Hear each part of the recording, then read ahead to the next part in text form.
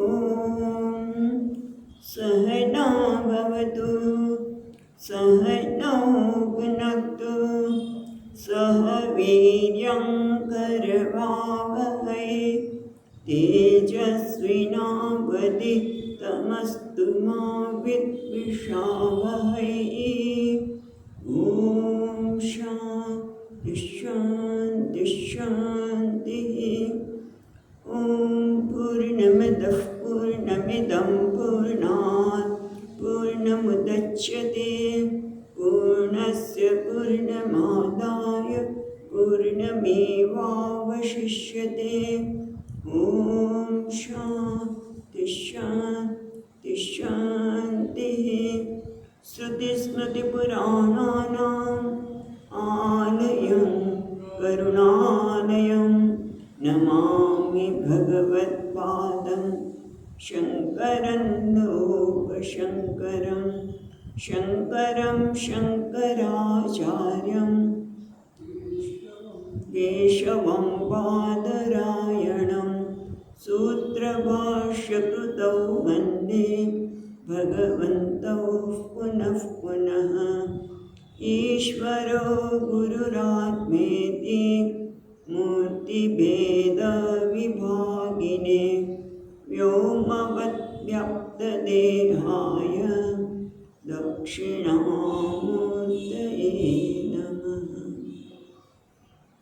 ॐ पार्थाय प्रतिबोधितां भगवता नारायणेन स्वयं व्यासेन ग्रथितां पुराणमुनिना मध्ये महाभारतम्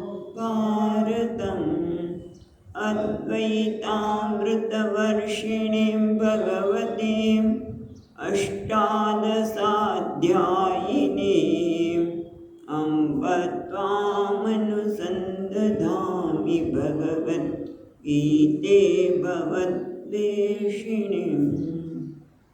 यं ब्रह्मा वरुणेन्द्ररुद्रमरुतः स्तुन्वन्ति दिव्यैस्तवैः वेदैः साङ्गपदक्रमोपनिषदैः गायन्ति यं सामगाः।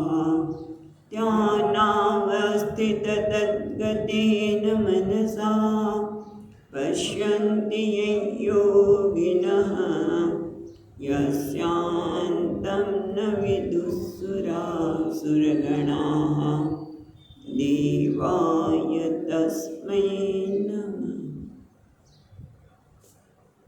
पांचमो अध्याय बीजा श्लोकथी। श्रीभगवानुवाच भगवानुवाच संन्यासकर्मयोगश्च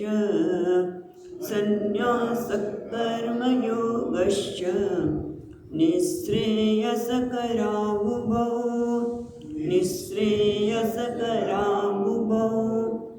तयोस्तु कर्मसन्न्यासात् कर्मयोगो विशिष्यते ज्ञेयः स नित्यसन्न्यासी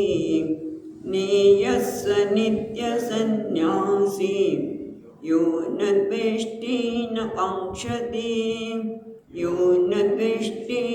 काङ्क्षति निर्बन्धो हि महाबाहो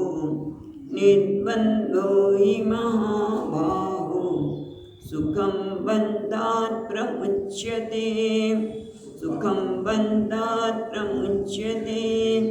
सांख्ययोगौ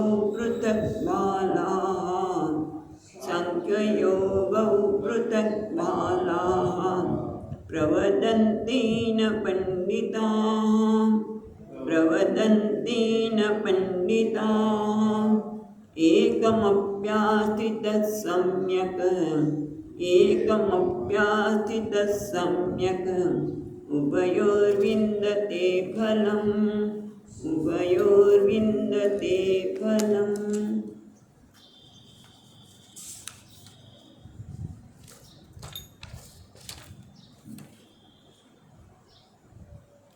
તમને 5મા અધ્યાયના પ્રારંભ જ અર્જુનના પ્રશ્નથી થયો. અર્જુનને એમ થાય છે કે ભગવાન ચોથા અધ્યાયમાં કર્મ જ્ઞાન કર્મ સંન્યાસ બરાબર એની વાત કરી એમને સ્પષ્ટ છે. પણ છતાં અર્જુન કહે છે છેલ્લા શ્લોકમાં ચોથા અધ્યાયમાં ભગવાન એને કે તું ઊભો થા, યોગનો આશ્રય લે. એટલે એને પ્રશ્ન થાય છે કે બંનેની તમે પ્રશંસા કરો છો તો આમાં શ્રેષ્ઠ શું છે એ તમે મને નિશ્ચયથી કહો. એટલે ભગવાન નિશ્ચય અર્જુન પર છોડતા અને છતાં ભગવાન કહી તો દે છે. તે આપણે જોયું બીજા શ્લોકથી કે ભગવાન કહે છે કે સંન્યાસ એટલે ત્યાગ, ત્યાગ એટલે કર્મનો ત્યાગ, બરાબર. અને કર્મયોગ એટલે જે પ્રવૃત્તિ માર્ગ છે એક નિવૃત્તિ માર્ગ છે. અને મોટાભાગે લોકોને નિવૃત્તિ ગમે, ન કરવાનું હોય તો વધારે ગમે. જેમ ગઈકાલે વાત કરી કે 1.5 કિલોમીટર પહોંચાય છે અને બીજું તમે બીજા રસ્તે જાઓ તો 5 કિલોમીટર પછી એટલું જાઓ ત્યારે તમે પહોંચો. તો બધાને એમ જ થાય કે 1.5 કિલોમીટરમાં જો પહોંચાતો હોય શું વાંધો છે. એમાં સંન્યાસ છે, કર્મ સંન્યાસ અને કર્મયોગ એટલે થોડો લાંબો રસ્તો લાગે. પણ એ બંને કંઈ નિશ્રેષ કરનારા છે. પણ મોટા ભાગના લોકો માટે તયોસ્તુ કર્મ સંન્યાસાત કર્મયોગો વિશિષ્યતે. એટલે સંન્યાસનો અર્થ અહીંયા કર્મ સંન્યાસ અને ગઈકાલે વાત કરી પ્રમાણે વિદિશા સંન્યાસ.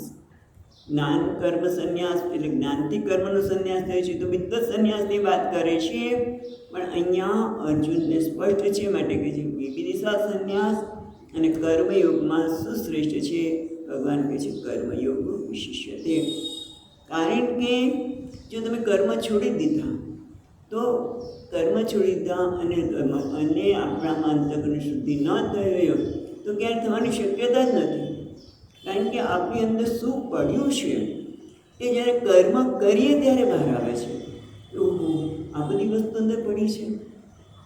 જો આપણે સભાન હોય તો અને એ કર્મયોગ કરતાં એમાં આપણને ખ્યાલ આવે. અને આપણે જોયું એ પ્રમાણે જે કર્મયોગી છે એ ગઈકાલે પણ જોયું કે એને બસ કર્મ એના માટે પ્રાધાન્ય છે. કર્મફળ માટે આદર નથી, આદર તો છે કર્મ માટે. અને કર્મયોગ ભાવનાથી કરશે તો એની અંદર એના રાગદસ્ત પરિચિત થશે, એમાંથી બહાર નીકળી જશે. અને ત્યાર પછી એ જરૂર જ્ઞાન દ્વારા કે નિશ્રેયસ એ ખરેખર તો આત્માનો સ્વભાવ છે, પ્રાપ્ત પણ નથી કરવાનો, પોતાનો સ્વભાવ છે અને એને એ પ્રાપ્ત કરે છે. અને એટલા માટે ભગવાને નિત્ય સંન્યાસીની વાત કરી કે એક અનિત્ય સંન્યાસી છે, કાદાચિક સંન્યાસી છે અને નિત્ય સંન્યાસી. નિત્ય સંન્યાસી કોને કહ્યું? ગઈકાલે આપણે જોયું પ્રમાણે કે જે ત્યાગ કર્યા પછી એને યાદ પણ નથી આવતો કે મેં ત્યાગ કર્યો. જેમ આપણે વાત કરી કે રમકડાનો ત્યાગ થઈ ગયો, હવે રમકડાનો ત્યાગ કર્યો છે યાદ નથી આવતો, એને કહેવાય નિત્ય સંન્યાસી. એમ જે વ્યક્તિ નિત્ય સંન્યાસી એટલે છે ભલે કર્મયોગી છે પણ એ દ્વેષ અને આકાંક્ષા કોઈના માટે દ્વેષ પણ નથી કરતી કે નથી કોઈના માટે રાગ કરતી. ન દ્વેષ્ટિ ન આકાંક્ષતી, કોઈના માટે રાગ પણ નથી કારણ કે સભાન છે. એક તો એ પોતે સભાન છે કે હું કર્મયોગી છું, મને રાગ કે દ્વેષ કોઈના માટે પોસાય છે. અને એટલે કદાચ કોઈના માટે કોઈના વર્તનથી દ્વેષ થઈ શકે પણ તરત જ બાંધે છે ભાઈ આ દ્વેષ તો મને પોસાય નહીં. કારણ કે એ વ્યક્તિનું વર્તનને મારી સાથે એવું વર્તન છે કે જે મને દ્વેષ માટે પ્રેરે છે. પણ એ તો નિમિત્ત છે, મહારાજ કોઈ કર્મના કારણે થયું શકે અથવા તેનો એવો સ્વભાવ છે માટેનો સ્વીકાર. કોઈ પણ રીતે એને દ્વેષને આપણે પ્રાધાન્ય પોતાના જીવનમાં આવતો દ્વેષ કે રાગને સભાનતાથી દૂર કરે છે. આ વિચાર દ્વારા કર્મ ભાવનાને લીધે કે આ બધું કર્મનું જ ફળ છે માટે પ્રસાદ છે, વ્યક્તિનો આ સ્વભાવ છે માટે આપણી સાથે આવું વર્તન કરે છે, માટે આ તો પ્રારબ્ધ છે. પણ ટૂંકમાં એ રાગ અને દ્વેષને પોતાના જીવનમાં પ્રવેશવા દેતી નથી. સહજતાથી નિત્ય સંન્યાસી છે અને એના કારણે એ દ્વંદ્વથી મુક્ત થઈ જાય છે. અને એટલે આપણે જોયું એ પ્રમાણે સુખમ બંધા ક્રમુચ્યતે. અને બંધનો અર્થ અહીંયા એ કર્યો કે અંતઃકરણ અશુદ્ધિ એ રૂપી પ્રતિબંધ છે.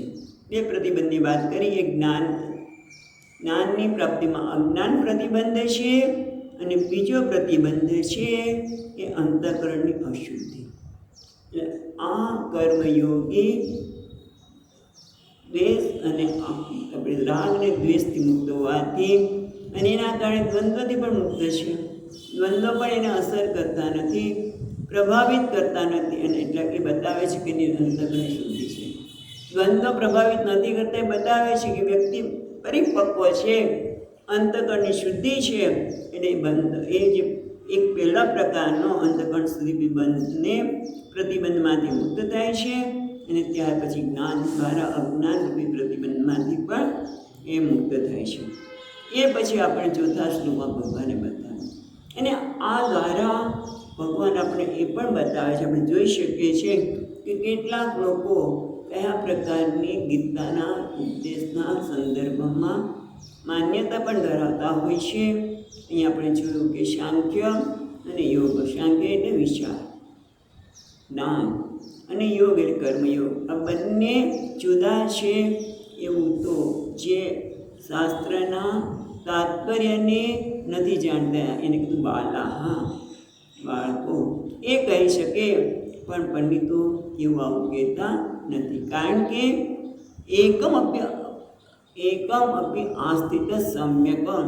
આ બેમાંથી એકનો પણ બરોબર આશ્રય લેવામાં આવે, એનું અનુષ્ઠાન કરવામાં આવે તો ઉભયોર વિંદતે ફલમ. બંને ફળ પ્રાપ્ત કરે છે. પ્રશ્ન એ થાય કે તમે કહો છો બંને ફળ પ્રાપ્ત કરે છે એટલે શું? બંને એક જ ફળ પ્રાપ્ત કરે છે. મહત્વનું છે બંને એક જ ફળ પ્રાપ્ત કરે છે. સાંખ્ય યોગી છે જે શ્રવણ મનનને વરેલો છે, જે આત્મચિંતન કરે છે અને એના પરિણામે પોતે આત્માના સત્ય સ્વરૂપને જાણે છે કે હું અકર્તા છું, હું સર્વાત્મા છું એ જાણે છે. અને પેલો યોગી છે એ પણ અંતઃકરણ શુદ્ધિ દ્વારા શું છે એક જ ફળની પ્રાપ્તિ કરે છે.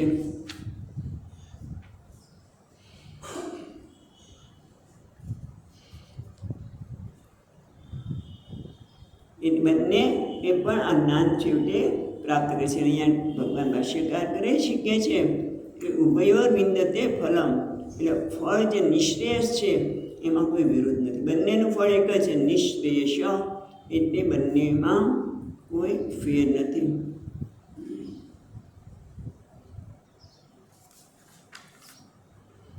એટલે ટૂંકમાં સાંખ્ય એટલે સંન્યાસ અને કર્મયોગની વાત તો કરી ભગવાને, પણ ફલત્વેના એકત્વમ એ કહેવામાં આવ્યું છે. એટલે ખરેખર દોષ નથી. કેમ? કારણ કે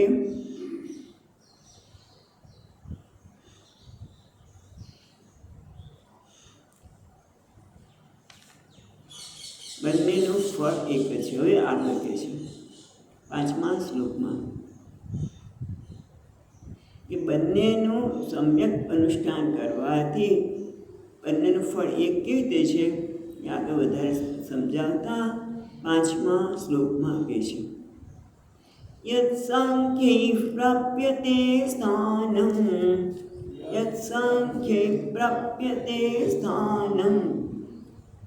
તદ્યોગૈરપि ગમ્યતે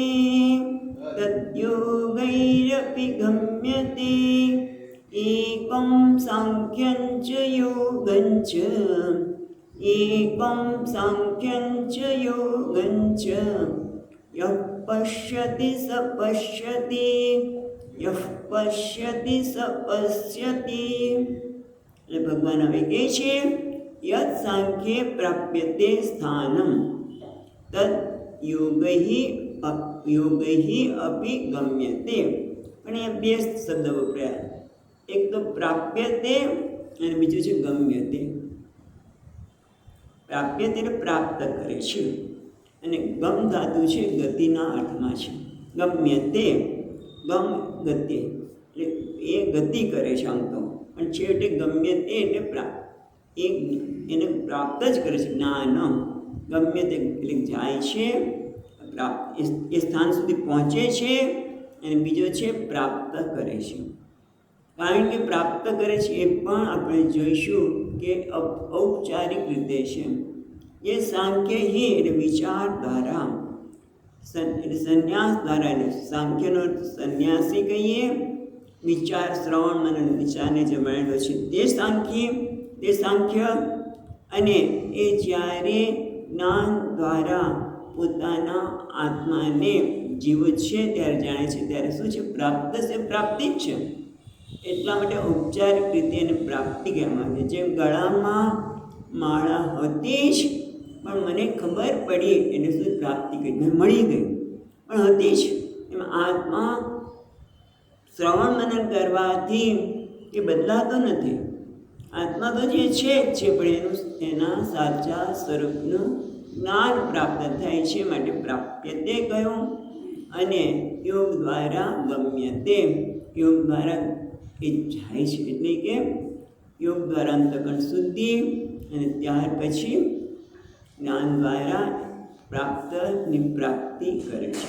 હવે આપણે થોડુંક વિચાર કરીએ કે બંને એક જ કેવી રીતે છે. તો આપણે આગળ પણ કહ્યું એ પ્રમાણે બંને એક એટલા માટે છે કે ફળની દ્રષ્ટિ બંનેનું ફળ એક જ છે. જેમ કે આપણે કેદારનાથ જવું હોય તો કેદારનાથ જવા માટે કોઈ ઘોડા પર બેસીને જાય, કોઈ ચાલીને જાય અને કોઈ હેલિકોપ્ટર દ્વારા જાય, પણ બધા પહોંચે છે ક્યાં? કેદારનાથ. એ સ્થાન, જે સ્થાન લક્ષ્ય છે એ એક જ છે, કેદારનાથના દર્શન કરવા. અને એ કદાચ હેલિકોપ્ટર દ્વારા પણ જઈ શકે, પગે ચાલીને પણ જઈ શકે, ઘોડા ઉપર પણ બેસીને જઈ શકે, પણ તટ પર બેસવું જરા મુશ્કેલ છે.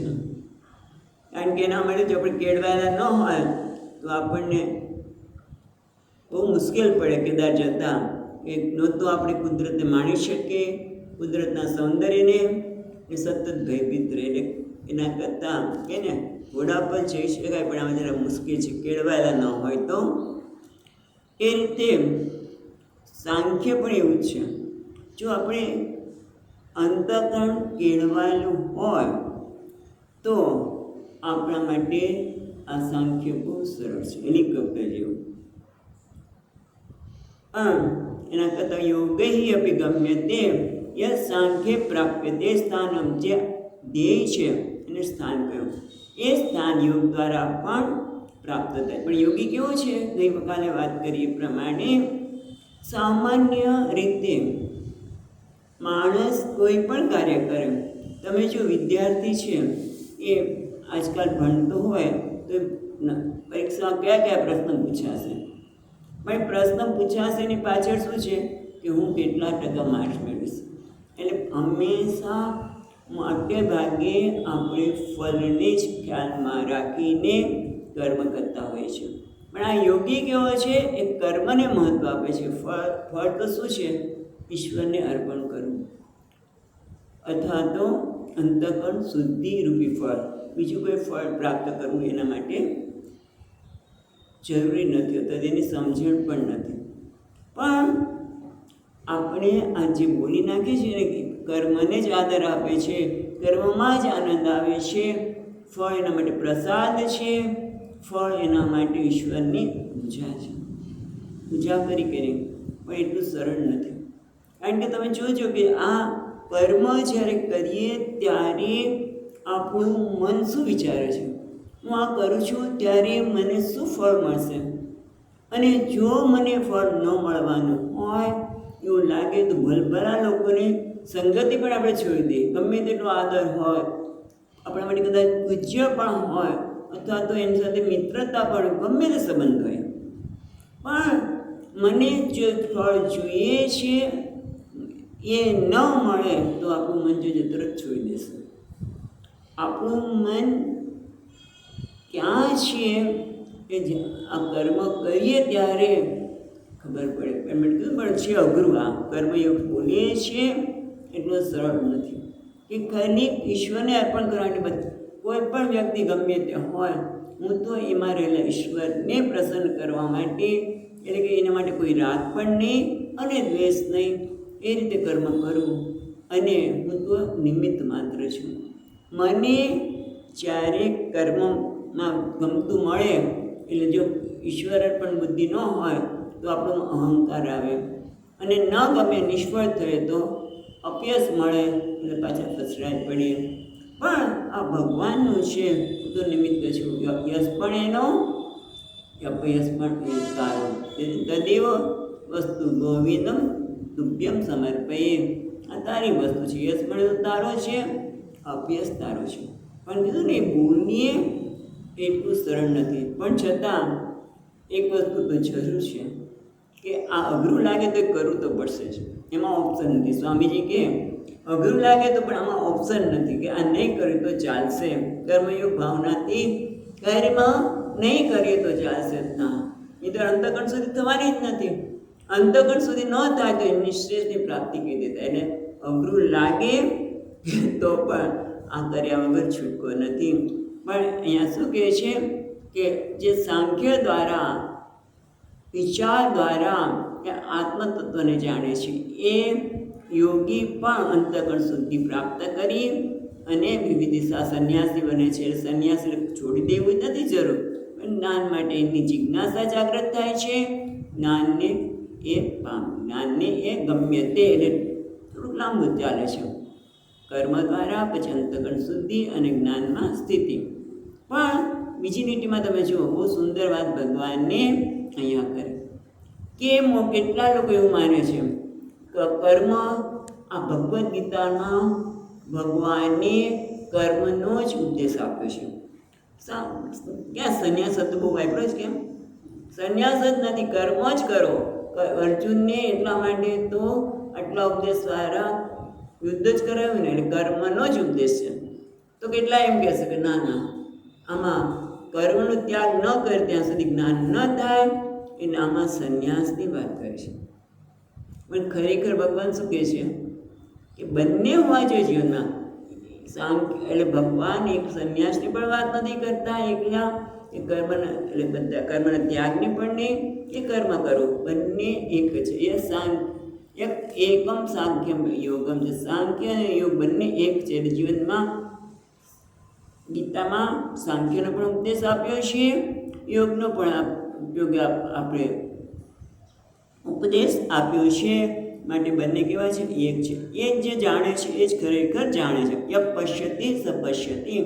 જે આ જુએ છે એટલે કે જાણે છે એ જ ખરેખર ગીતાના હાર્દને જાણે છે, ગીતાના ઉપદેશને સમજી શકે છે. પણ આ પ્રશ્ન એ બહુ સુંદર ભાષ્યકાર કહે છે, છઠ્ઠા અધ્યાયના પ્રારંભમાં, એવં તર્હિ યોગાત સંન્યાસ એવ વિશિષ્યતે કથમ તર્હિ ઇદમ ઉક્તમ દ્વયોસ્તુ કર્મ સંન્યાસાત કર્મયોગો વિશિષ્યતે. એક બાજુથી તમે કહો છો કે યદ સાંખ્ય પ્રાપ્યતે સ્થાનમ, અને ઓલામાંથી પ્રાપ્ત કરવાનું છે, એમાં ગમ્ય તે. એટલે આમ જોવા જઈએ તો યોગ કરતાં સંન્યાસ શ્રેષ્ઠ છે. અને પછી તમે પાછા એમ પણ કહો છો કે કર્મ સંન્યાસ કરતાં કર્મયોગ શ્રેષ્ઠ છે. હમણાં જ ભગવાને કીધું ને બીજા શ્લોકમાં કે કર્મ સંન્યાસ કરતાં કર્મયોગ શ્રેષ્ઠ છે. તો એવું કેમ કહેશો? કર્મયોગની આવશ્યકતા શા માટે? તમે શ્રેષ્ઠ કહો છો એટલે કે વસ્તુ ઉત્તમ છે, તો એવું કેમ? તો એના માટે ભગવાન છઠ્ઠા શ્લોકમાં કહે છે, કે છે ને કર્મ સંન્યાસાત કર્મયોગો વિશિષ્યતે. કર્મના સંન્યાસ કરતાં કર્મયોગ વિશિષ્ય છે. પણ કયા કર્મ સંન્યાસાત? તો આપણે આગળ વાત કરી, બે પ્રકારના સંન્યાસ છે. એક વિવેકપૂર્વક લીધેલો સંન્યાસ, જેનામાં વૈરાગ્ય છે, આ લોકને પરલોકના માટે એને લીધેલો સંન્યાસ. અને બીજો વિવેક રહિતનો સંન્યાસ, વિવેક વગર બસ સંન્યાસ માટે એક આકર્ષણ હોય અને સંન્યાસ લીધો હોય, અથવા તો 18મા અધ્યાયમાં કહે છે કે દુઃખ છે બહુ એટલા માટે લીધેલું હતું કે ના, જે એવા લોકો છે એવા સંન્યાસ કરતાં કર્મયોગ વિશિષ્યતે, એ વાત ભગવાન આપણને હવે 6થા શ્લોકમાં કહે છે. તો આપણે વાંચીએ 6થો શ્લોક. સંન્યાસસ્તુ મહાબાહો, સંન્યાસસ્તુ મહાબાહો, દુઃખમાપ્તું મયોગતઃ, દુઃખમાપ્તું મયોગતઃ, યોગયુક્તો મુનિ બ્રહ્મ, યોગયુક્તોર્મુનિ બ્રહ્મ, ન ચિરેણાધિગચ્છતિ, ચિરેણાધિગચ્છતિ. એટલે અહીંયા ભગવાન કહે છે, હે મહાબાહો, સંન્યાસસ્તુ દુઃખમ આપતું અયોગતઃ. એટલે સંન્યાસ જો અંતઃકરણની શુદ્ધિ એટલે પરિપક્વતા ન પ્રાપ્ત કરી હોય તો ત્રીજા અધ્યાયમાં પણ કીધું કેવું છે એ મિથ્યાચાર ઉચ્યતે. અહીંયા ભગવાન કહે છે દુઃખમ આપતું અયોગત. અયોગત એટલે યોગ વગર, અયોગત એટલે કર્મયોગમાં નિષ્ઠા વગર, કર્મયોગમાં નિષ્ઠા પ્રાપ્ત કર્યા વગર લેવામાં આવેલો સંન્યાસ એ દુઃખને આપનારો છે. એનાથી તને કોઈ તારું જીવનનું ધ્યેય સર્વાન દુઃખમ આપતું અયોગત. કારણ કે પરિપક્વતા પ્રાપ્ત ન કરી હોય અને સંન્યાસ લીધો હોય તો પછી ઘણું બધા રાગની અંદર પડ્યા હોય. એ સ્વામીજી કહે ને પહેલાં તો દર શુક્રવારે, ખબર નથી હવે શું હોય છે, શુક્રવાર હોય પેલું ફિલ્મ બદલાય થિયેટરમાં, એટલે કયું આવ્યું હશે મારે જોવા જેવું છે, સંન્યાસ લીધેલું છે, ભગવા કપડાં પહેર્યા છે, છતાં પણ કાં તો એની વિચાર આવે, કાં તો કોઈ ખાવાના મને આ મળશે ભિક્ષામાં આ વગેરે. કારણ કે દુઃખમાં આપતું અયોગત, પરિપક્વતા પ્રાપ્ત ન કરી હોય, પછી આકર્ષણ ઘણા બધા હોય વિષયોના અને લેવામાં આવે તો એ કેવો છે, દુઃખને આપનારો છે. એટલે ટૂંકમાં યોગયુક્તો મુનિ બ્રહ્મ ન અચિરેણાદિ ગચ્છતિ, ન ચિરેણાદિ ન નથી, ન ચિરેણાદિ ગચ્છતિ. પણ જે યોગયુક્ત છે, જેણે યોગનો એટલે કર્મયોગનો આશ્રય લીધો છે અને એના કારણે એને અંતઃકરણની શુદ્ધિ પ્રાપ્ત કરી છે, અને એના કારણે શું છે, અંતઃકરણ સુધી પછી જિજ્ઞાસા પ્રાપ્ત થઈ છે, શ્રવણ મનન કર્યું છે. મુનિ બ્રહ્મ નીચે ન ચિરેણાદિ ગચ્છતિ. એટલે યોગયુક્ત એટલે જેણે વૈદિક કર્મ ઈશ્વરના અર્પણ કરીને કર્યા છે, ફળની અપેક્ષા વગર. એટલે ફળની અપેક્ષા વગર એમ નહીં કહીએ, પણ મને આ પ્રકારનું જ ફળ મળવું છે એવો કોઈ આગ્રહ નથી. કારણ કે એને એક જ છે કે જે ફળ આવે છે એ પરમાત્માના નિયમ પ્રમાણે આવે છે, એમાં કોઈ નિયમમાં, ભગવાનના નિયમમાં કોઈ બાંધછોડ નથી. માટે જે આવે છે, મને કેમ આ પ્રકારનું ફળ મળ્યું એ મને ખબર નથી, કારણ કે આપણે સર્વજ્ઞ નથી કયા જન્મમાં શું કર્યું હશે અને આ જન્મમાં પણ કયા પ્રકારના વ્યવહાર કર્યા છે એ ખબર નથી. આપણે તો સીધા છીએ આપણે, પણ કદાચ મનમાં કોઈના માટે દ્વેષ પણ કર્યો હોય, ઘણી વખત લોભથી કર્મ થયું હોય, ક્રોધથી થયું, કયા પ્રભાવથી થયું હોય એ પણ ખબર નથી. માટે આ એવું બધું વિચારતો નથી, એક જ વિચારે છે આ બધી શક્યતા રહેલી છે કર્મના ફળની ગણતરીમાં, અને ભગવાનનો નિયમ તો અફર છે, એની નિયતિમાં કોઈ ફેરફાર નથી. માટે મારા પ્રારબ્ધ પ્રમાણે, મારા કર્મ પ્રમાણે મને આ ફળ મળ્યું છે, માટે એ પ્રસાદ છે. ભગવાનના નિયમ, ભગવાન નિયતિના આધારે મળ્યું છે, એ ભગવાન પાસેથી મળ્યું છે, માટે એ પોતે પ્રસાદ તરીકે ગ્રહણ કરે છે. અને એના લીધે કીધું ને હમણાં જ કે પછી સફળતા હોય, નિષ્ફળતા હોય, બધાય સફળતા માટે જ પ્રયત્ન કરે, ફળની અમે અપેક્ષા હોય જ, પણ એના માટે એમને કોઈ આગ્રહ નથી. અને એટલા માટે કહે છે યોગયુક્તો મુનિ, એટલે મુનિ ભવતી એટલે મનનાદિ ઈશ્વર સ્વરૂપસ્ય મુનિ. મુનિ કોને કહેવાય? કે જે મનન કરે છે. શેનું મનન કરે છે? ઈશ્વરનું સ્વરૂપ વિશે આત્માના સ્વરૂપ વિશે ગુરુજીના પાસે બેસીને એમના ચરણે આત્મતત્વનું ચિંતન કરે છે. અને એના કારણે શું છે? મુનિ બ્રહ્મ ન ચિરેણાધિગચ્છતિ. મુનિ બ્રહ્મને ન ચિર લાંબા સમય વગર એટલે કે તરત જ પ્રાપ્ત કરે છે. પણ બ્રહ્મ એટલે શું? તો અહીંયા આચાર્ય કહે છે બ્રહ્મ એટલે પરમાત્મા જ્ઞાન નિષ્ઠા લક્ષણત્વાत् પ્રકૃત સંન્યાસ બ્રહ્મ ઇતિ ઉચ્યતે.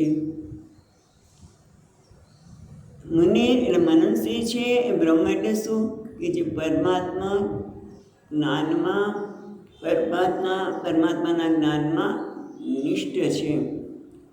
જે પરમાત્માના જ્ઞાનમાં નિષ્ઠ હોય એને આપણે સંન્યાસી કહ્યું કે વિદ્વત સંન્યાસ. આપણે સંન્યાસ કહ્યો.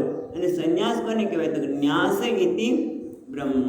જે ન્યાસ એ બધું છોડી દે છે એને જ બ્રહ્મ કહેવાય છે. અહીંયા પણ એને કર્તૃત્વનો, પહેલાં તો રાગદ્વેષનો ત્યાગ કર્યો, પછી કર્તૃત્વનો ત્યાગ કર્યો, એટલા માટે એને બ્રહ્મ કહેવામાં આવે છે. બ્રહ્મ એટલે પરમાર્થ સંન્યાસ.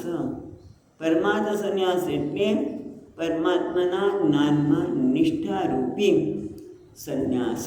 એટલે અહીંયા શું કહે છે કે પહેલાં લીટીમાં કે સંન્યાસસ્તુ મહાભાવ દુઃખમ આપતું અયોગ. તો જે અયોગ્ય છે, જે કર્મયોગનો આશ્રય લીધા વગર એટલે કે અંતઃકરણની શુદ્ધિ પ્રાપ્ત કર્યા વગર એણે જે સંન્યાસ લીધો છે. તો અહીંયા મધુસૂદનજી મહારાજ સરસ કહે છે કે ઘણા લોકો કંઈ કર્મયોગનો આશ્રય સંન્યાસી બની ગયા હોય છે. તો એનું શું? તો કે એના આ જન્મમાં નહીં તો કોઈ જન્માંતરે પણ બીજા કોઈ જન્મમાં પણ એને કર્મયોગનો આશ્રય લઈને અંતઃકરણ શુદ્ધિ કરી હોવી જોઈએ છે. બાકી એમને એમ જોવામાં આવે તો દુઃખને આપનારો છે. અંતઃકરણ શુદ્ધિ ન લીધી, અંતઃકરણ શુદ્ધિ ન થઈ હોય તો એ પ્રતિબંધ દૂર થતો નથી.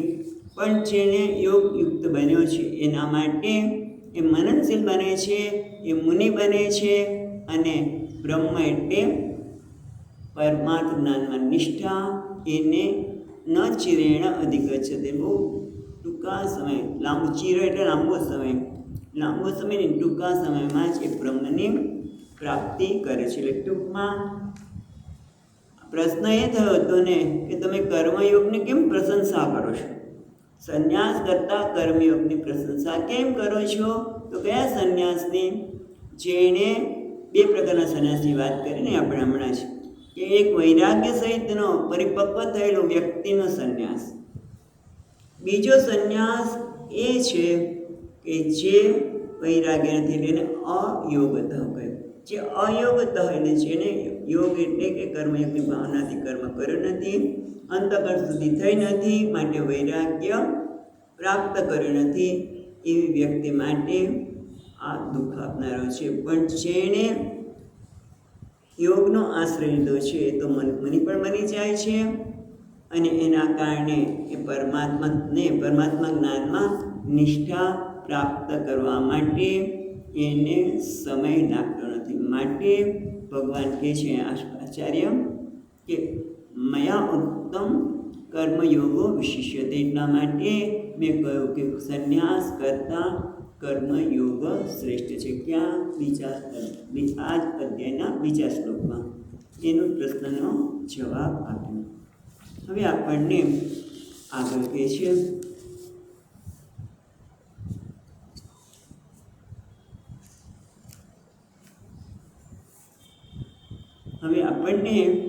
આ આત્માના સમ્યક દર્શન, આત્માનું દર્શન કરવા માટેનો ઉપાય બતાવે છે. તો 7મા શ્લોકમાં બતાવે છે યોગયુક્તો વિશુદ્ધાત્મા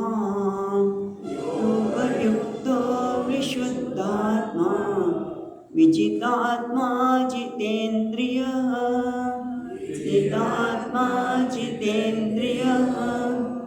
સર્વભૂતાત્મા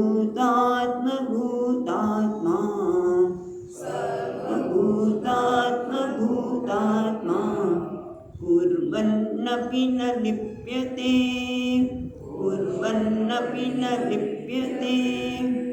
એટલે હવે આપણને એક પછી એક પગથિયાં બતાવે છે. પહેલાં તો કહે છે યોગયુક્ત, પછી કહે છે વિશુદ્ધાત્મા. વિશુદ્ધાત્મા એટલે શરીર અહીંયા કહે છે અંતકણ. અંતકણ પણ આપણે જોઈશું. વિશુદ્ધ આત્મા શુદ્ધ અંતકરણવાળો, વિજિત આત્મા એટલે દેહને વશમાં રાખનારો. પછી જીતેન્દ્રિય, જેને ઇન્દ્રિયો પર વિજય પ્રાપ્ત કર્યો છે એ વ્યક્તિ સર્વભૂતાત્મા એ બધાના સર્વના પ્રાણીઓ આત્મા તરીકે જુએ છે અને એના માટે પૂર્વન અપીના લિપ્યતે, એ કર્મ કરતો હોવા છતાં પણ લેપાયમાન થતો નથી. અને આપણે એ જ ઈચ્છીએ છીએ ને કે કર્મ કરીએ ત્યારે લેપાયમાન થવું અથવા તો કર્મ કરીએ ત્યારે કર્મનો ભાર લાગવો. મોટે ભાગે આપણે કર્મ કરતા હોઈએ ત્યારે આપણે કર્મનો ભાર લાગતો હોય છે, થાકી જાય, બંધન લાગતું હોય છે, કંટાળો આવે છે, કર્મ કરતાં કરતાં ત્રાસ ઉત્પન્ન થાય છે વગેરે. આ બધાને નિત્યતે એવું કહી શકાય. એને નથી ભાર લાગતો કર્મનો. અરે કેટલું મારે કર્મ કરવું પડે, મારે જ કર્મ કરવું પડે, એને કર્મનો ભાર કહેવાય. રાઈટ? મારે જ કર્મ કરવું પડે છે, હું કેટલું કર્મ કરું એનો કર્મનો ભાર. અથવા તો કર્મથી ત્રાસી છે, અથવા તો કર્મના માટે આપણે બંધન લાગે એટલે કે ત્રાસ લાગે, નિરાશા ઉત્પન્ન થાય. એ કશું જ એને લાગતું નથી, કારણ કે આ રીતે એ જ્ઞાનમાં સ્થિત થાય છે. કેવી રીતે થાય છે? તો પેલા કહે છે યોગયુક્ત. યોગયુક્ત એટલે કે જેને જે કંઈ કર્મ, વ્યવહારિક કર્મ હોય કે શાસ્ત્રીય કર્મ હોય તો પણ એ બધામાં એક જ ભાવ છે, આ કર્મ હું ભગવાનને સમર્પિત કરું છું. જેમ કે આપણે ફૂલ, સ્વામીજી કે આપણે પૂજા કરતા હોઈએ અને એક દરેક ફૂલ બીલીપત્ર અર્પણ કરે, ઓમ નમઃ શિવાય બીલીપત્ર અર્પણ કરીએ, કે વિષ્ણવે નામમાં તુલસી દળ અર્પણ કરીએ, જે અર્પણ કરીએ એમ આ વ્યક્તિ દરેક કર્મ વખતે સભાનતા જોઈએ. હમણાં જ વાત કરી કે અઘરું છે પણ આ કરવું જ પડે, એના સિવાય બીજો ઉપાય જ નથી કે ભગવાનને અર્પણ કરવું. એ કર્મ દરેક વ્યક્તિ યાદ કરવું કે આ કર્મ હું ભગવાન માટે કરું છું. ફૂલ કે તુલસી દળ અર્પણ આપણે ફૂલ કે તુલસી દળ અર્પણ કરવું સરળ છે, આમ બોલીને અર્પણ કરી દીધું. પણ એ કર્મ કોઈ પણ હોય, વૈદિક હોય કે વ્યવહારિક કોઈ પણ કર્મ હોય, એ કર્મ ભગવાનને અર્પણ કરું છું. એટલા માટે એ કેવું હોય? એક તો શ્રેષ્ઠ હોય, ભગવાનને આપીએ શ્રેષ્ઠમાં શ્રેષ્ઠ હોય, આપણી સમજણ પ્રમાણે. બરાબર ને? એ સારામાં સારી રીતે કરવું. આપણે તો ઘણી વખત અમુક કર્મ સારામાં સારી રીતે કરીએ, પણ અમુક કર્મ હોય એ વેસ્ટ કરીએ. ઘરમાં હોય તો હું મારી વસ્તુ સરસ રીતે કરું, પણ બહાર હોય, સમજો ઘરમાં બહુ સુંદર વસ્તુ, આ બહુ જ એટલે બહુ જ સભાનતા માગીને છે કે આપણે ઘરમાં ક્યાંય કચરા ગમે ત્યાં નથી નાખતા. પણ એક ચોકલેટનો કાગળ હોય તો તરત નીચે મૂકી જ નાખ.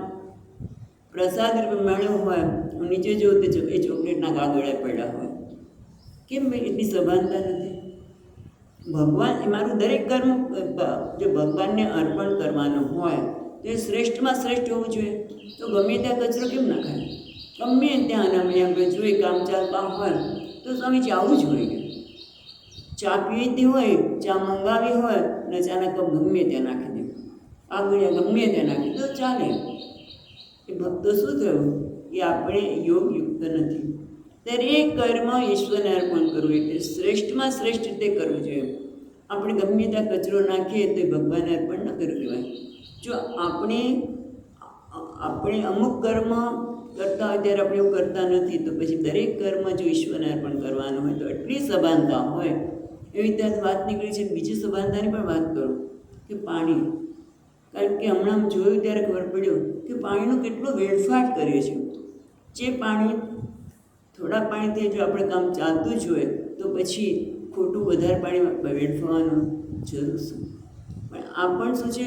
ઈશ્વરને અર્પણ કરવાનું કર્મ નથી. કારણ કે દરેક વસ્તુમાં સભાનતા, ખોટો દુરુપયોગ નહીં, ખોટું આપણે કચરો ગમે ત્યાં નાખીએ, આ બધું પાયદી વે.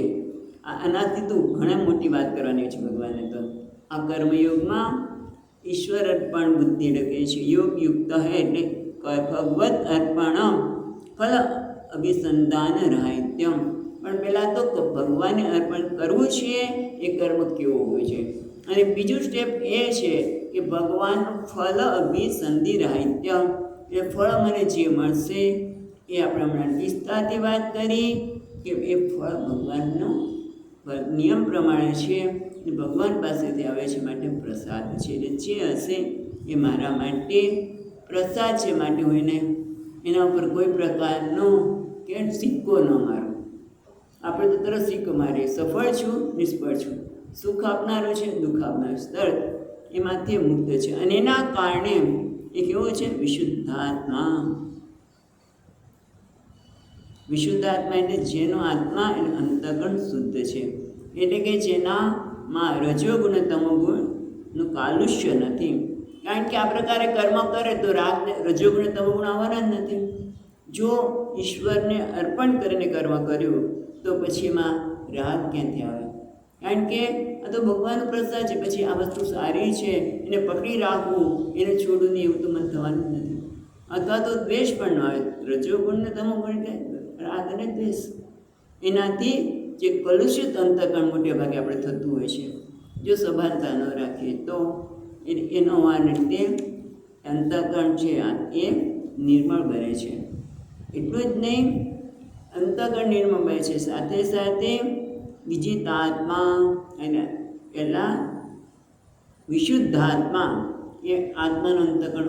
આત્મા શબ્દના જુદા જુદા અર્થ અહીંયા થાય છે. પહેલાં વિશુદ્ધાત્મા એટલે અંતઃકરણની શુદ્ધિ, પછી છે વિજિતાત્મા. આત્મા એટલે દેહ. અહીંયા કહે છે આત્મા એટલે દેહ, સવશીકૃત દેહ, જેને પોતાના દેહને વશમાં કર્યું છે. દેહ પાસે જે સમયે જે કરવું હોય કરાવી શકે. પોતાનો દેહ એને અનુરૂપ છે, અથવા તો એથી પણ આગળ છે. એનું દેહ છે સ્વસ્થ છે. કારણ કે પણ બહુ મહત્વનું છે. ઈશ્વરને અર્પણ કરીને કર્મ કરવા, એનું ઈશ્વરનું ચિંતન કરવું હોય તો દેહ પણ સ્વસ્થ હોવો જોઈએ. દેહ સ્વસ્થ છે, એનો દેહ વશીકૃત છે. અને એના કારણે કેવો છે? જીતેન્દ્રિય. જીતેન્દ્રિય એટલે આ કહે છે ઇન્દ્રિયો પર વિજય પ્રાપ્ત કર્યો છે. એટલે સ્વવશીકૃત સર્વ બાહ્ય ઇન્દ્રિય. એને અંતઃકરણ માટે આંતરિક ઇન્દ્રિય કહેવામાં આવે. એક બાહ્ય ઇન્દ્રિય અને બીજી અંતર ઇન્દ્રિય. બાહ્ય ઇન્દ્રિય એટલે જ્ઞાનેન્દ્રિયો, કર્મેન્દ્રિયો બધું આવે છે. અને અંતઃકરણ એટલે અંતર ઇન્દ્રિય. એટલે અહીંયા ટીકાકાર કહે છે કે એણે બહારની ઇન્દ્રિયોને પોતાના વશમાં કરી છે, પોતાના વશમાં કરી છે. એને ઇન્દ્રિયોના વશમાં આવતો નથી, એનાથી પ્રભાવિત થતો નથી. તો એના માટે અહીંયા કહેવામાં આવે છે મનુ મહારાજ દ્વારા, એ તેન મનુ ઉક્ત ત્રિદંડી. આવી વ્યક્તિને ત્રિદંડી સંન્યાસી કહેવામાં આવે છે. ત્રિદંડી સંન્યાસી એટલે શું? તો કે ત્રિદંડી એટલે વાગદંડ અથવા મનોદંડ અથવા કાયદંડ. જેની પાસે વાણીનો દંડ છે ત્રિદંડી સંન્યાસી. વાણીનો દંડ છે, જેની પાસે મનનો દંડ છે, અને કાયદંડ. એ તૈ યસ્ય એ તે નિયતા દંડ. જેની પાસે 3 પ્રકારના દંડ છે. સ ત્રિદંડીતિ કથ્યતે. એને ત્રિદંડી કહેવામાં આવે છે. અને આ ત્રિદંડી કોણ? બધા બની શકે. સ્ત્રી હોય કે પુરુષ હોય, ગૃહસ્થ હોય તો પણ એ ત્રિદંડી બની શકે. એટલે અહીંયા કહે છે કે આ ત્રિદંડી કેવી રીતે છે? વિશુદ્ધાત્મા, વિજિતાત્મા અને જીતેન્દ્રિય. તેના માટે કહે છે કીધું આપણે વિજિતેન્દ્રિય એટલે વાગ ઇતિ, બાહ્ય ઇન્દ્રિય ઉપલક્ષણ. જીતેન્દ્રિય બાહ્ય ઇન્દ્રિયોને જેણે વશમાં કરી છે. એની પાસે કયો દંડ છે? વાગદંડ. પછી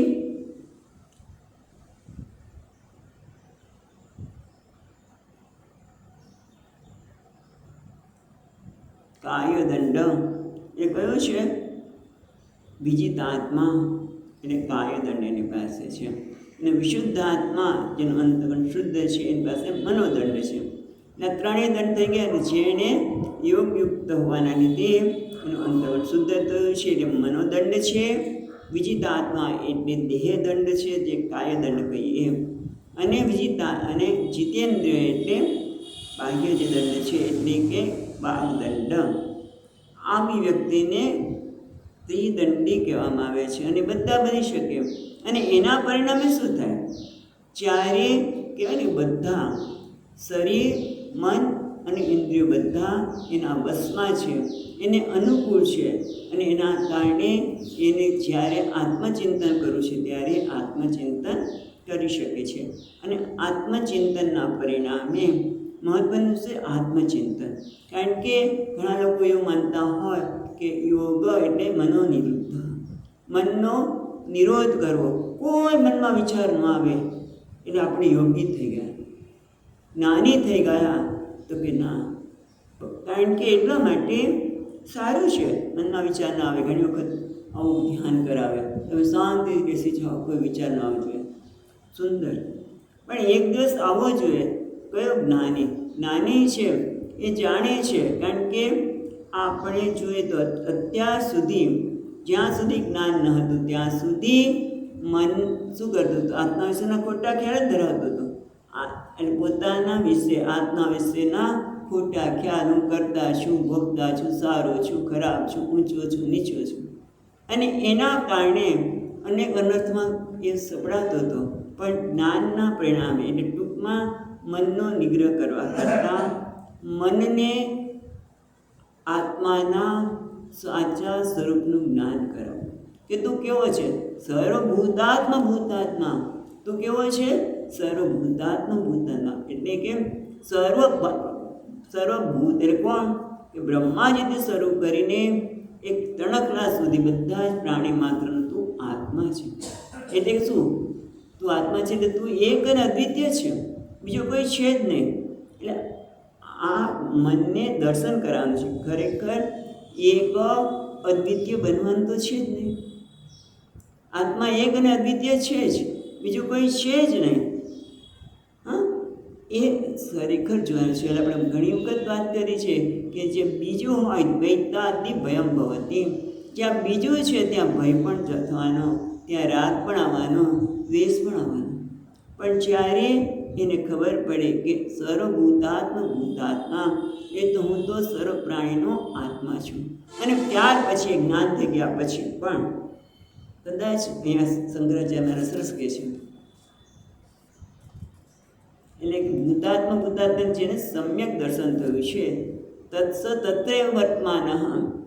એક આ તો જ્ઞાન થઈ ગયા પછી એના કોઈ પ્રારબ્ધ હોય અથવા તો સમાજમાં રહેતો હોય, માટે લોક સંગ્રહ માટે લોકો ઉન્માર્ગે ન જાય. કારણ કે હવે એને તો કંઈ પ્રાપ્ત કરવાનું નથી, પણ છતાં એ સમાજમાં રહે છે. માટે એ જો પૂજા છોડી દે તો એની પાસે આવનાર બધા પૂજા કરવાનું બંધ કરી દેશે, મંત્ર કરવાનું બંધ કરી દેશે. ઘણી વખત લોકો એમ કહેતા હોય જ્ઞાન થયું પછી મંત્ર વગરની આવશ્યકતા નહીં ને, પણ તારે ન હોય તો કર ભાઈ, જેથી બીજા લોકોને એની પ્રેરણા મળે. એટલે લોકો માર્ગે ન જાય એના માટે લોક સંગ્રહ માટે પણ કદાચ કર્મ કરે, અથવા તો શરીરને ટકાવવા માટે થોડી ભિક્ષા વગેરે કરે. પણ છતાં પૂર્વન આપનોથી શું કહે છે? કિલ્બિષમ નથી. અહીંયા આપણે આગળ કિલ્બિષમ છે. પૂર્વન આપનોથી ન લિપ્યતે. એ કદાચ કોઈ પણ કર્મ કરે તો પણ સર્વભૂતાત્મા ભૂતાત્મા એટલે તેને આત્માના જ્ઞાનમાં સ્પષ્ટ, આત્માના સંદર્ભમાં સ્પષ્ટ જ્ઞાન છે, આત્મજ્ઞાનમાં નિષ્ઠ છે. એ કદાચ કર્મ કરતો હોય તો પણ એ લેપાયમાન થતો નથી. કેમ નથી થતો? કારણ કે આત્માનો સ્વભાવ છે એક અદ્વિતીય, અથવા તો આગળ જોઈએ તો આત્મામાં કર્તૃત્વ સંભવિત ન શકે. બે હોય તો કંઈક જુદા હોય, ભેદ હોય તો કંઈક પ્રાપ્ત કરવું હોય તો કર્તૃત્વ આવે. પણ આત્મા તો કેવો છે? અકર્તા. એ જાણતો હોવાથી એ કદાચ કર્મ કરે તો પણ કર્મથી લેપાતું નથી. એટલે કે લેપાવું એટલે કે રાગદ્વેષ થવા. એના કારણે હમણાં જ વાત કરી કે કર્મથી આપણે ભાર લાગે, એનાથી બંધાય, એ બધું એનાથી મુક્ત રહે છે. એટલે કર્મથી લેપાતો નથી. કર્મથી લેપાતો નથી એ વસ્તુ વધારે વિશેષ 8મા અને 9મા શ્લોકમાં બંને સાથે બોલીશું કે કર્મથી લેપાતો નથી. કેમ? કારણ કે એને આ વસ્તુની સ્પષ્ટતા છે કે હું અકર્તા છું. પણ કર્મ તો થઈ રહ્યું છે ભાઈ. જો તને કર્મ લેપાયમાન નથી થતું, કારણ કે એને જ્ઞાન છે, એક અદ્વિતીયનું આત્માનું સ્પષ્ટ જ્ઞાન છે, પણ છતાં કર્મ તો કરે છે. તો એના સંદર્ભમાં એને કયા પ્રકારની સ્પષ્ટતા છે એ આપણને 8 અને 9મા શ્લોકમાં બતાવે છે. એટલે આપણે બંને શ્લોક સાથે જોઈશું. અને આ શ્લોક ખરેખર પાકો કરી લેવા જેવો છે. બીજું કંઈ નહીં તો એક વખત બોલીશું ને, સ્થિતિ નહીં અંદર થઈ હોય આત્મનિષ્ઠા, પણ શ્લોક સુંદર છે, પાકો કરી લેવા જેવો છે, બોલવા જેવો પણ છે ક્યારેક. તો આપણે જોઈએ 8મો અને 9મો શ્લોક. નૈવ કિંચિત કરોમિતિ, નૈવ કિંચિત કરોમિતિ, યુક્તો મન્યેત તત્ત્વવિદ, મન્યેત તત્ત્વવિદ, પશ્યन् શૃण्वन् સ્પૃશन् જિઘ્રन्, પશ્યन् શૃण्वन् સ્પૃશन् જિઘ્રन्, અશ્નन् ગચ્છन् સ્વપन् શ્વસन्, અશ્નन् ગચ્છन् સ્વપन् શ્વસन्, પ્રલપन् વિસૃજन् ગૃહ્ણन्, પ્રલપन् વિસૃજन् ગૃહ્ણन्, ઉન્મિષन् નિમિષન્નપી, ઉન્મિષन् નિમિષન્નપી, ઇન્દ્રિયાણિન્દ્રિયાર્થેષુ, ઇન્દ્રિયાણિન્દ્રિયાર્થેષુ વર્તન્ત ઇતિ ધારયन्, ઇતિ ધારયन्. તો શું કહે છે? નૈવ કિંચિત કરોમિ ઇતિ, ન એવ કિંચિત કરોમિ ઇતિ. કરોમિ એનું પુરુષ એકવચન, બરાબર. મી વહ મહ. થોડુંક સંસ્કૃત યાદ આવતું હોય તો, કારણ કે 8માંથી શરૂ થઈ ગયું હતું. એટલે કહે છે ન એવ કિંચિત કરોમિ ઇતિ, હું કાંઈ જ, કિંચિત કાંઈ પણ કરતો નથી. હું કે લીધું કરોમિ, હું કાંઈ કરતો નથી. ઇતિ છે ને, કરોમિતિ છે ને, મિતિમાંથી કરોમિ રસ્વ નીકળે પછી ઇતિ એટલે આમ. યુક્તો મન્યેત તત્ત્વવિદ. યુક્ત એટલે જે સાવધાન છે, જે યુક્ત છે, જે સાવધાન છે, એ શું કહે છે? મન્યેત, એ જાણે છે. મન્ય એટલે માનવું નહીં, પણ એ જાણે છે. કોણ? તત્ત્વવિદ. જે સાવધાન છે, જે તત્ત્વવિદ છે, જે જ્ઞાની છે, એ શું જાણે છે? કે નૈવ કિંચિત કરોમિ ઇતિ, હું કંઈ જ કરતો નથી. જ્ઞાની અને સાવધાન, પાછળ જ્ઞાની સાવધાન હોય છે, એ કહે છે કે હું કંઈ કરતો નથી. મન્યતે એટલે જાણે છે. હવે પાછું તરત જ બતાવે છે કે એક બાજુ કહે છે હું કંઈ કરતો નથી, અને આ બધું છે વર્તમાન કાળમાં છે. પશ્ચન શૃણવન થઈ રહ્યું છે, જોઈ રહ્યો છે. પશ્ચન એટલે જોઈ રહ્યો છે. પછી જો આ શબ્દ જોજો, કારણ કે આ શ્લોકમાં આપણે ઘણી વખત બોલવામાં આવી રીતે ભૂલ કરતા હોઈએ છીએ. પહેલાં કંઈ પશ્ચન જોઈ રહ્યો છે ત્યારે, શૃણવન સાંભળતો, બરાબર, સાંભળી રહ્યો છે. પૃશન છે ને, પૃશન એટલે સ્પર્શ કરો. પછી જિગ્રન, એમાં ડબલ ન છે અને પછી અડધો શ છે, એને આપણે પેલા અસ્નન શબ્દ બોલ્યા. આપણે શું બોલ્યા? પશ્યન શૃણવન પૃશન જિગ્રન, અસ્નન કચ્છ, અહીંયા અસ્નન બોલ્યા. હા, એટલે અ કેમ તો સંધિથી જાય છે. આપણે જોઈએ સ્પૃશ, આપણે પહેલાં પશ્ચનને જોઈ રહ્યો છે ત્યારે, શૃણવનને સાંભળી રહ્યો છે ત્યારે, સ્પૃશનને સ્પર્શ કરતો હોય ત્યારે, જિગ્રન એટલે સૂંઘતો હોય ત્યારે. અને પછી શું કીધું? અર કાઢવાનું, ડબલ ન છે એટલા માટે ન છે કે આગળ અકારા છે, એટલે સ્વર છે એના કારણે ન ડબલ થઈ ગયું છે. તમે જોજો હવે ત્યારે ઘણી બધી વખત આ રીતે આપણે જોઈશું. એટલે અસ્નન એટલે ખાતો હોય ત્યારે, સ્વપન એટલે ઊંઘવું, સ્વપ્ન જોવું નહીં પણ ઊંઘવું, શું બંને માટે એક જ શબ્દ છે.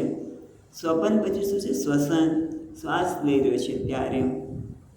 પ્રલપન છે ને, પ્રલપન એટલે પ્રલાપ કરે છે ને પણ બોલતો હોય ત્યારે.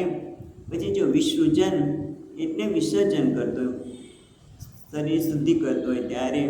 ગૃહ્ણન એટલે ગ્રહણ કરતો હોય ત્યારે. પછી જો પાછું ત્યાંય આ શબ્દ શીખવા જેવો છે.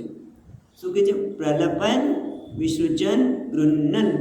પણ ગૃહ્ણન નથી, પછી નુમિશન છે, નુમિશન. અને આપણે શું પેલા ઉન્મિશન. આપણે એમ કે ઉન્મિશન એટલે વાત શું કરી કે નકાર પછી કોઈ પણ સ્વર આવે ડબલ થાય છે. આગળ અકાર હતા અને ઉ પણ સ્વર જ છે એટલે ડબલ ન થાય એટલે નુમિશન છે. નુમિશન પણ આપણે જુદું પાડીએ ત્યારે 4 જણા વેચી છે ત્યારે એને જુદું પાડી સંધિને એટલે ઉન્મિશન. ઉન્મિશન આંખ ખોલવી અને નિમિશન એટલે આંખને મીચવી, આંખ ખોલ બંધ કરી જેવું ખોલી બંધ થાય છે સહજતાથી. નિમિશન એટલે કે છે ઉન્મિશન નિમિશન અપી એટલે છતાં પણ એ શું કહે છે કે હું કંઈ કરતો નથી. આ બધું થઈ રહ્યું છે. જોવે છે, સાંભળે છે, સૂંઘે છે, સ્પર્શ કરે છે, જઈ રહ્યો છે, શ્વાસ લઈ રહ્યો છે, જો ધ્યાન રાખે, શ્વાસ લઈ રહ્યો છે, બોલી રહ્યો છે, બુદ્ધિ ત્યાગ કરી રહ્યો છે, ગૃહન ગ્રહણ કરી રહ્યો છે. ઉન્મિશન નિમિશન આપીએ એટલે કેટલીક ક્રિયાઓ ઐચ્છિક છે જેમાં આપણે કોઈ પ્રયત્ન કરવો પડતો નથી. આંખ ખોલવાનું બંધ કરવામાં કંઈ પ્રયત્ન હોતો નથી. શ્વસન લેવામાં પણ કરતો જ નથી. હું શ્વાસ લઉં છું. હા, પ્રાણાયામ કરતા હોય ત્યારે કદાચ એમ કે હા ઊંડો શ્વાસ લો, બહાર કાઢો, રોકી રાખો વગેરે.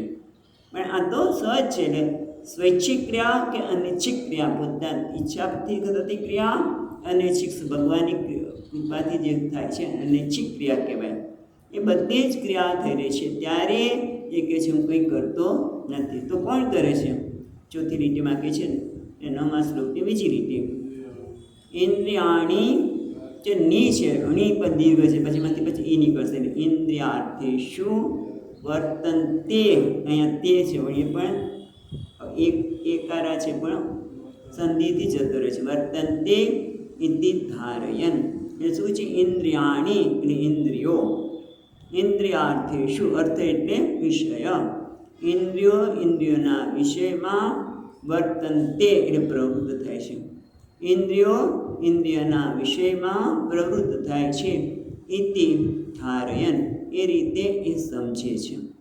ધારયન એટલે ધારણ કરવું એટલે માનવું, પણ અહીંયા સમજે છે. એ સમજે છે કે આ બધું જે ક્રિયા થઈ રહી છે એમાં હું કંઈ કરતો નથી. તો કોણ કરે છે? કે આ ઇન્દ્રિયો છે ઇન્દ્રિયના વિષયમાં જાય છે. જેમ તમે જુઓ કે ઇન્દ્રિયો છે એ શું કરે? એના વિષયોમાં એ સહજ આકર્ષણ હોય. આંખ છે તો એ જોવા, આંખ જે જોવાનું કાર્ય કરવાની જ છે. કાન છે, આપણે કીધું સ્વામીજી ઘણી વખત કે કોઈ બોલતો હોય ને તો આપણું આખું વજન આમ જતું રહે. કોણ શું કહે છે, શું બોલે છે, તરત જ આમ આપણે વળી જાય. એટલે કારણ કે સહજ છે. ઇન્દ્રિયો એના વિષયમાં સહજ રીતે પ્રવૃત્ત થવાની છે. જેમ સત્વગુણી હોય તો તમે જો કે સત્વગુણી હોય જે ભક્ત હોય એના મિત્ર કોણ હોય? ભક્ત જ. કારણ કે એ પ્રકારનું સહજ આકર્ષણ રહેવાનું છે. એ ઇન્દ્રિયો છે એના વિષયોના એ જાય છે. હું કંઈ કરતો નથી. બોલી રહ્યો છે તો વાણી છે એ ઇન્દ્રિય વિષય છે, બરાબર? તે વાણીનો સ્વભાવ છે કે બોલવું. વાણી દ્વારા વાત જ થઈ શકે, આંખ દ્વારા જોવાની ક્રિયા થઈ શકે. એ રીતે શૃંગવાની ક્રિયા, આ બધી ક્રિયા એટલે ટૂંકમાં બધી જ ક્રિયા થઈ રહી છે. વૈદિક હોય કે વ્યવહારિક હોય એ બધી જ ક્રિયા થઈ રહી છે ત્યારે એ સ્પષ્ટ સમજે છે કે હું કંઈ કરતો નથી. વિચાર કરો કેટલી એક વખત હું કંઈ કરતો નથી ન લિપ્યતે તો શું થાય? આગળ વાત કરીએ કે આપણે યોગયુક્તો વિશુદ્ધાત્મા વિચિતાત્મા ચેતનેન્દ્રિય હોય ત્યાં બધું ન પૂર્વ ન લિપ્યતે એ કર્મ કરતો હોવા પણ લેપાયમાન નથી થતો. કારણ કે એ જાણે છે નહીં કિંચિત કરો મિતિ, એનો કર્તૃત્વ જ નથી. માટે એ શું છે? ઇન્દ્રિયાસુ ઇન્દ્રિયાર્થે વર્તન્તે એનાથી કર્મ કરતો હોવા છતાં પણ એ એનાથી લેપાયમાન થતો નથી. કારણ કે જાણે છે કે ઇન્દ્રિયોના વિષયમાં ઇન્દ્રિયો જાય છે. હું તો સાક્ષી છું, મેં જોઉં છું, મેં જાણું છું કે આ વિષયો એના ઇન્દ્રિયોના વિષયમાં જાય છે. હું સાક્ષી છું, દ્રષ્ટા છું. નૈવ કિંચિત કરોમિ તે હું તો કંઈ કરતો નથી. વિશેષ ચર્ચા આવતી વખતે જોઈશું.